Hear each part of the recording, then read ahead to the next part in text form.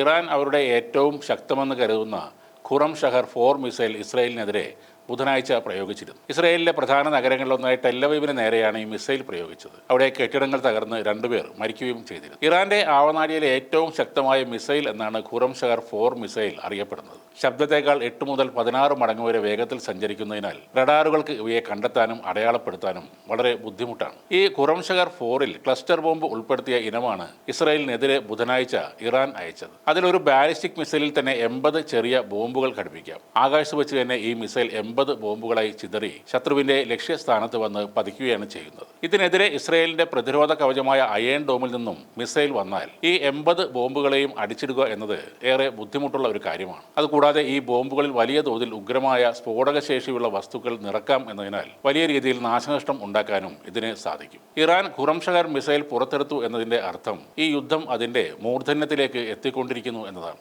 ഏകദേശം 1500 കിലോഗ്രാം മുതൽ 1800 കിലോഗ്രാം വരെ ഉഗ്ര സ്ഫോടക വസ്തുക്കൾ വഹിക്കാവുന്ന പോർമുനയാണ് ഖുറം ഷഹറിനുള്ളത്. 2000 കിലോമീറ്റർ വരെ ദൂരപരിധി ഉള്ളതിനാൽ ഇസ്രായേലിന്റെ ഏത് ഭാഗത്തും ഉഗ്രസ്ഫോടനവും നാശനഷ്ടങ്ങളും ഉണ്ടാക്കാൻ ഇറാന്റെ ഈ മിസൈലിന് സാധിക്കും. മാത്രമല്ല, ഇതിൽ ഉപയോഗിക്കുന്നത് ഹൈപ്പർഗോളിക് ലിക്വിഡ് ഇന്ധനമാണ്. അതായത് ഇന്ധനവും ഓക്സിഡൈസറുമാണ് ഇതിൽ ഉപയോഗിക്കുന്നത്. ഇത് രണ്ടും ഉരസിയാൽ ഉഗ്രമായി കത്തിജ്വലിക്കും. ആ ഊർജ്ജം കൊണ്ട് മിസൈലിന് ഭൂമിയിൽ നിന്നും കുതിച്ചുയരാനും സാധിക്കും. അതുകൊണ്ട് ഈ മിസൈൽ വിക്ഷേപിക്കാൻ പ്രത്യേകിച്ച് ഒരു കത്തിക്കൽ ചടങ്ങ് ആവശ്യമില്ല എന്നാണ് അർത്ഥം. അലി ലാരിജാനിയെ ഇസ്രായേൽ കഴിഞ്ഞ ദിവസം വധിച്ചതിന് പ്രതികാരമായാണ് ഖുറം ഷഹർ 4 ഇറാൻ പുറത്തെടുത്തത്. അലി ലാരിജാനിക്ക് പുറമെ മറ്റ് 2 നേതാക്കളെയും കൂടി ഇസ്രായേൽ വധിച്ചതോടെയാണ് ഇസ്രായേലിന് നേരെ ഇറാൻ കടുത്ത ആക്രമണം അഴിച്ചുവിട്ടത്.